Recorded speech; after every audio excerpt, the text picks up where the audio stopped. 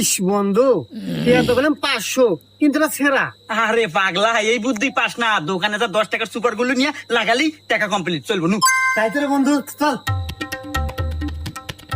ভাই একটা সুপার গুলো জানতো।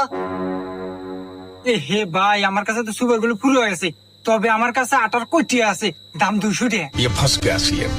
এ বন্ধু কে বলে 200 টাকা দাম? আরে বোকা, এখানে কয়টা আইড 500, আর আঠার দাম কয়টা? 200। তাহলে তাও তো তোর 300 টাকা আছে নে। এ ভাই দেন। আচ্ছা ভাই, এই নেন। হাই প্লিজ আমার চ্যানেলটিকে লাইক এন্ড সাবস্ক্রাইব করে দিন।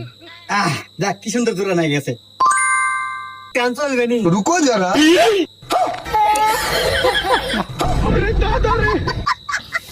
আজকে এ ভাই কি হলো?